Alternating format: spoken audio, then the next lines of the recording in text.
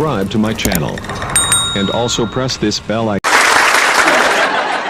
આપણે તમે જો ઘણીવાર ગામડામાં નવરી ડોશી હોય ને એ સામે વાળાને કરી દે કે તમારી વહુ ક્યાં ગઈ, તો કે પાણી ભરવા ગઈ, એ તો કઈ નહીં ગઈ, હજી નથી આવી, આ કામ બધું એમને પડ્યું છે ને.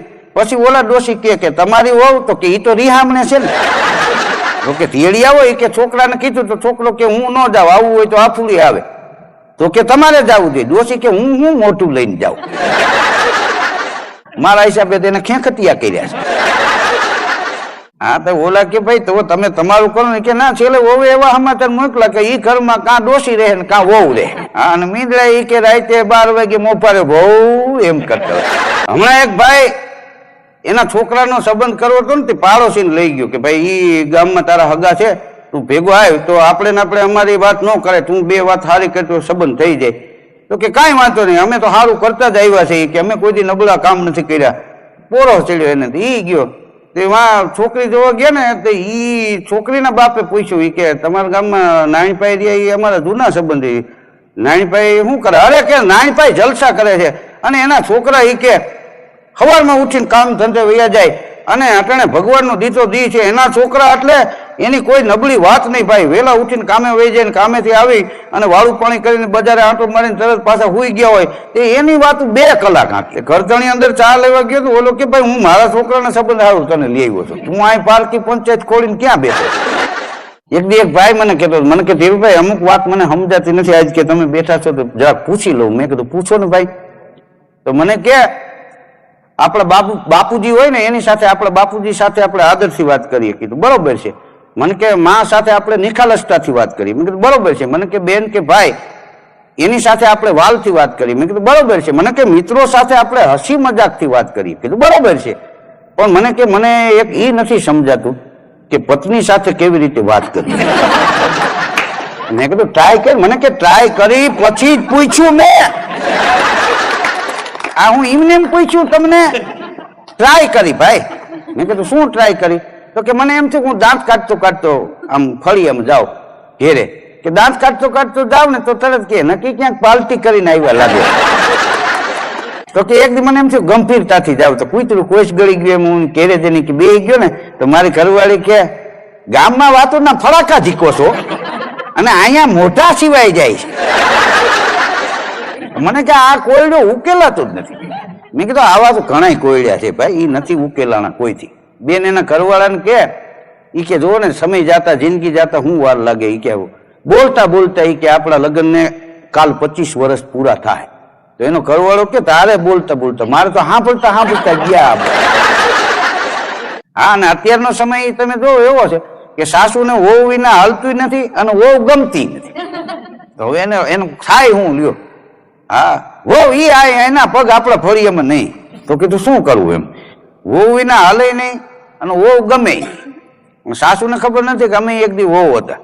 હા તો આપણને આપણા સાસુ રાખતા એમ આ બાયુને રાખો તો કોઈ દી વાંધો ન હોય. અણ ઉકેલા કોયડા કેટલાય છે તમે જો જંગલમાં ગીરમાં દીપડો માણસને માર નાખે ને તો સરકાર ઉપર આવે. આ નિર્દોષ માણસ મરી જાય છે, અને દીપડાને કોક માર નાખે, દીપડો મરી જાય ને એની ડેકબોટલી જળે ને, દીપડો મરેલો જળે ને તો સરકાર ઉપર. સરકાર ધ્યાન નથી દેતા. આ દીપડાનું ચિત્તાનું પૂરું થઈ જાય. હવે આને હું સરકાર વાળામાં રાખે. હાલ અમુક ઘણા અણ ઉકેલા કોયડા છે, એનો જવાબ તમે આપી જ ન શકો. હા તમે જો દિવસ પહેલા કે રાત એનો જવાબ ન મળે, ઝાડવું પહેલા કે બીજ એનો જવાબ ન મળે. તમને કોઈ પૂછે કે ભાઈ ઝાડવું પહેલા કે બીજ, તો તમે કહો બીજ, તો એ કે બીજ થયું શેમાંથી? અને તમે કહો ઝાડવું, તો કે ઝાડવું બરોબર, તો એ ઝાડવું ઉગ્યું શેમાંથી? આ સ્ત્રી પેલી કે પુરુષ, તો એનો તમે ઉકેલ એનો એ કોયડો અણ ઉકેલો છે. કારણ કે એ કોબી જેવું છે, ફૂલ નાખો કાંઈ ન નીકળે. અને એમને ગોટો રાખો ને એ સારું. આ તો સારું બાયું ભરેલું દૂધીનું શાક નથી કરતા. એક મૂકી હોય ને છરી લઈને જમવા જવું પડે. એક બેન એના પતિને કે હું બહાર જાઉં છું પરા બજારમાં ખરીદી કરવા, અને આ કુકર મૂક્યું છે ને ગેસ ઉપર, તો એમાં સીટી વાગશે, 3 વાગે ને એટલે ઉતારી લેજો. તો કે કાંઈ વાંધો નહીં, આ કૂતરું કોઈ ગળી ગયું એમ બેઠો. હા તો સીટીઓની ધબધબાટી 35 સીટીઓ છેલ્લે તો ઢાંકણું ઓલી ભીતમાં પટકા.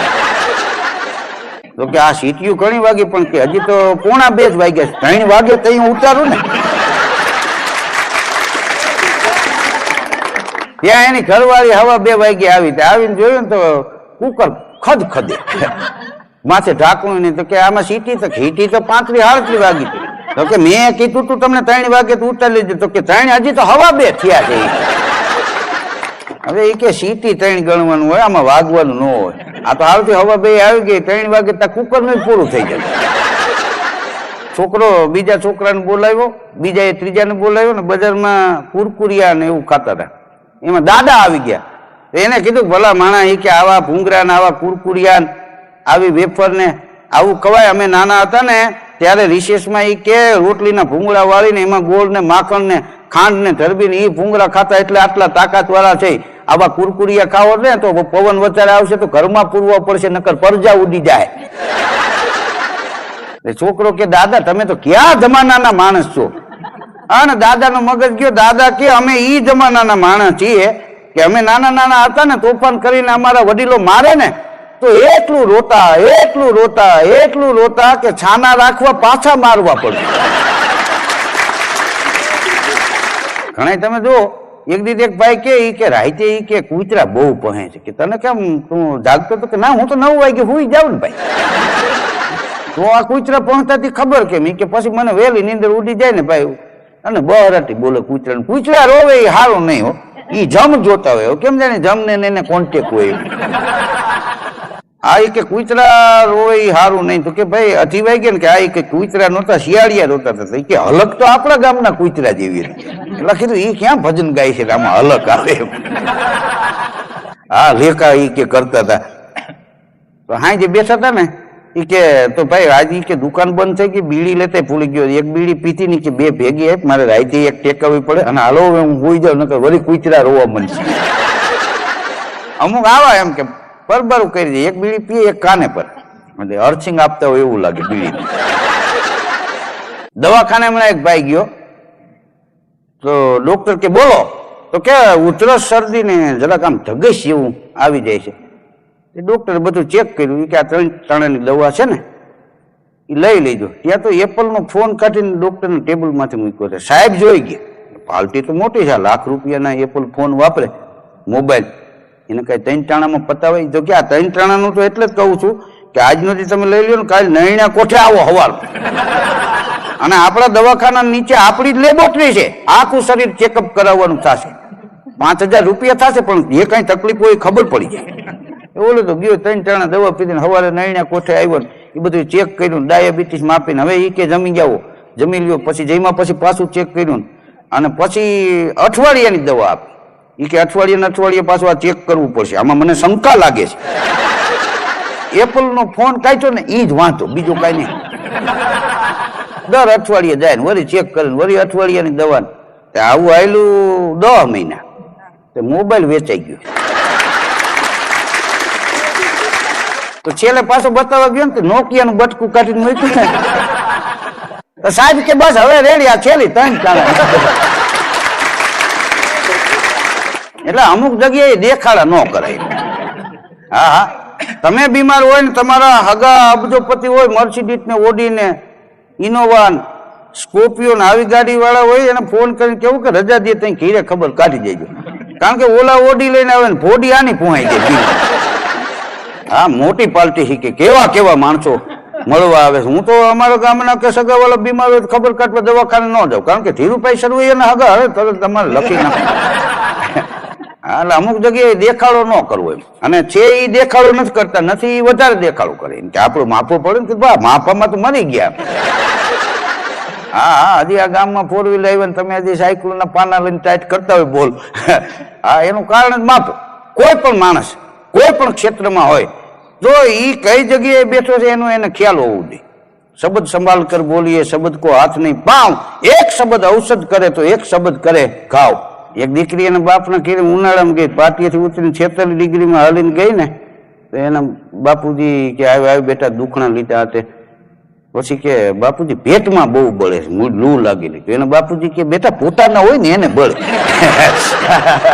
એક ભાઈ ના મગજમાં તકલીફ થઈ ગયેલી, મગજ ચહકી ગયેલું તો એની ઘરવાળી મગજના ડોક્ટર પાસે લઈ ગઈ. તે ડોક્ટર સાહેબ ચેક કરી અને એટલું બોલ્યા કે ભાઈ તમે બહુ મહેનત કરો છો, થોડોક સમય પોતા માટે પણ કાઢો. ત્યાં એની ઘરવાળી કે સાહેબ પોતા માટે સમય કાઢે, કચરા માટે અને વાસણ માટે કયો સમય કાઢે, આ કોણ ઉટકશે? આ તમે જો અતિવૃષ્ટિ થાય કે વાવાઝોડું આવે કે દુષ્કાળ પડે તો સરકાર ઘણી રાહત આપે છે, પણ લોકોને સંતોષ નથી. હા, અને વાવાઝોડું હોય બધા વિસ્તારમાં ન હોય અને કદાચ અતિવૃષ્ટિ થઈ હોય તો બધી જગ્યાએ ન હોય. આપણે આ તોકતે વાવાઝોડું આવ્યું એ આપણે આ બાજુ એટલી એની અસર નહોતી થઈ, દરિયાકાંઠે એ બાજુ વધારે હતી. તો હું કે ખબર સરકાર ક્યાં આમાં ધ્યાન દે છે? તો કીધું આટલી સહાય તો આપી, કે એને આપી, અમને કાંઈ આપ્યું? હવે કીધું તારે બાવર છે ત્યાં કોઈ પાંદડું હેલું નથી.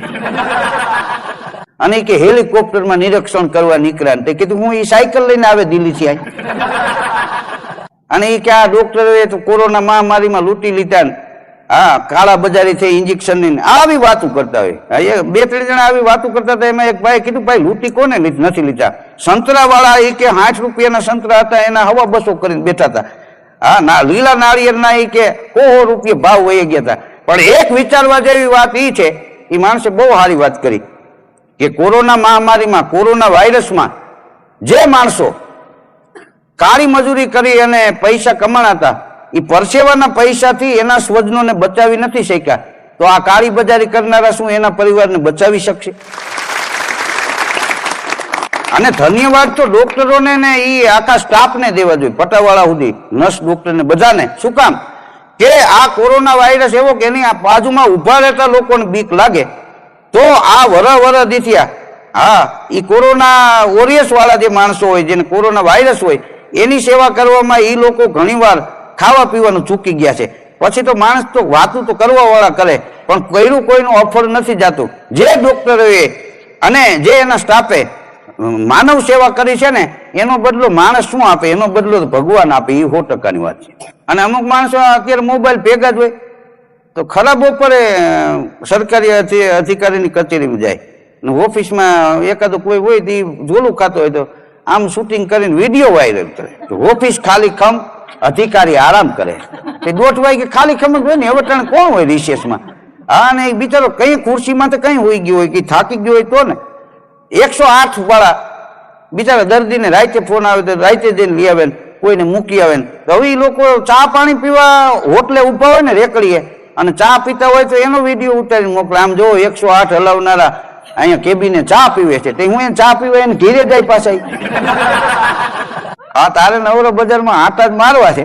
હા, એટલે લોકો સારું નથી જોતા એમ કે ભાઈ એ લોકોને બીજાના ઘેરે નથી જઈ શકે એમ, એટલે અહીંયા આટલી દોડાદોડીમાં ટાઈમ મળે તો ચા પાણી પીએ છે, નહીંતર એ ચા પાણી નથી પીતા.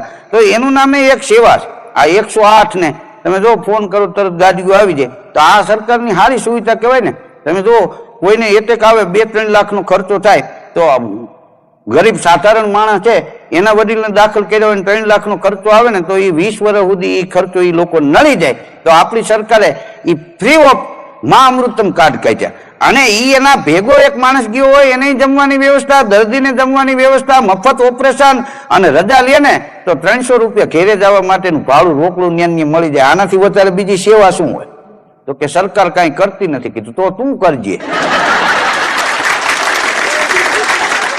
એક ભાઈ એક દી વાત કરતા હતા કે નવો વધારો આવ્યો. શું કે તમે વેક્સિન લીધી? તો બોલો કે હા. તાવ આવ્યો તો? એટલે કીધું તાવ બધાય તાસીરની હરખી ન હોય. કઈ ઇન્જેક્શન દીધું એને તાવ જ આવી જાય એવું તમે માનો? વેક્સિન લીધી? કે હા. તાવ આવ્યો તો? કે ના. તો કે મને તાવ આવ્યો તો. કે તે ડાબા આઈ લીધી હતી કે જમણા આઈ? હવે કીધું રસી તો એક ની એક છે એમ. તમે ખાંડ આ દાંઠે ચાવો તો ભલે, ના દાંઠે ચાવો તો ભલે, વૈશમાં રાખીને ઓગાળી નાખો તો ભલે, મૂળ્યું ઈનું ઈ છે. પણ લોકોને વેમ એ કે મારે તો ડાબા આઈ દીધી એમાં ગતનો તાવ આવ્યો હોય. હા, અને તારે જમણા આવે છે. કીધું ભાઈ એવું ન હોય, એ તો જે હવે છૂટો હોય તો બીજો આ ક્યાં લેવા જાય? આમ તમે જોવો ને તો મોટા અધિકારી સાહેબ રહ્યા ને એ પટાવાળાનું કેટલું ધ્યાન રાખે. કે પટાવાળો એમ કે મારા છોકરાને ભણવામાં કઈ સ્કૂલ હારી, તો સાહેબ એ નક્કી કરીને એને વગર ફીએ ભણવાનું કરી દે, ચોપડાનું કરી દે. હા, એને કોઈ બાબત કદાચ બીમાર હોય તો ઓલા ડોક્ટર ની અહીંયા વૈયા જાય, હું ફોન કરી દઉં, આટલી વ્યવસ્થા કરી દે ને તો એ પટાવાળા શું કરે? સાહેબ જાય એટલે સાહેબની જ કાપતા. હા, ઓફિસમાં જઈને તમે કહો લે સાહેબ નથી આવ્યા? કે ના રે ના, એ ક્યાં કોઈ દી ટાઈમે આવે. આ તો હું સૌ બધું ઠાકી રાખું છું. હવે કાકા એ મીટિંગમાં ગયા તો એ પટ્ટાવાળા ન હોય, પણ આનું નામ પારકી પંચાયત કહેવાય. આ ગણ કર્યા ગોઈખા કરે અવગુણ ભૂલી જાય કાગા એ કહેવાય. એ તો મોટા મનના માનવી. આમ તો ગામ હોય ને ત્યાં 3 પંચાયત હોય. ગામનો ચોરો એટલે એ રામ પંચાયત કહેવામાં આવે, પછી ગ્રામ પંચાયત, અને છેલ્લે ઓટે બેઠા હોય ને એ પારકી પંચાયત. હા, રામ પંચાયત, ગ્રામ પંચાયત અને પારકી પંચાયત, આમાં તફાવત શું એનો હું તમને ખુલાસો કરું કે રામ પંચાયત એટલે ગામનો ચોરો, ત્યાં બધા બુજુર્ગો બેઠા હોય. બુજુર્ગ કોને કહેવાય કે 70-80 વર્ષ સુધી પોતાના માટે જીવા હોય અને પછી છે એ બીજા માટે જીવતા હોય, એનું નામ બુજુર્ગ કહેવાય. એ ગામના પાદરમાં ઝાડવા વાવે, પાણીના અવેડા ભરે, કોઈ ભૂખો દુખો માણસ નીકળો હોય તો એને મદદ કરે. અને ગામના ચોરે એવા બુજુર્ગ વડીલો બે હતા, અજાયનો માણસ દુઃખનો માર્યો, કાંઈ મદદ લેવા આવ્યો હોય તો એ કોઈના ઘેરે ન જાય, ચોરે જાય. એ ચોરે બેઠેલા માણસો છે ને એની દુઃખની વાત સાંભળે, આશ્વાસન આપે, થોડી થોડી એને મદદ કરે. આને રામ પંચાયત કહેવાય. ગ્રામ પંચાયત એને કહેવાય ગામનો પ્રતિનિધિ લોકોએ ચૂંટી અને સરપંચ બનાવ્યો હોય તો અભણ માણસો હોય એને સરકારમાંથી ક્યાં કેવી રીતે સહાય મળે એ ખબર ન હોય તો એનું એ માર્ગદર્શન આપે, અને નાના માણસ સુધી સરકારની સહાય પોગે એવા એ પ્રયત્નો કરે. કોઈ વિધવા બાયુના વિધવા પેન્શન હોય કે અનાથ બાળકોની જે ભણવાની ફી માફ કરવાની હોય તો એ લોકોને ખબર નથી. એ ગ્રામ પંચાયત વાળા સરપંચ ને સભ્યો એ બધું કરી દે, એનું નામ ગ્રામ પંચાયત કહેવાય. અને ઓટે બેઠી હોય એ પારકી પંચાયત કહેવાય. એને એ કઈ ઘરની વાત જ ન આવે.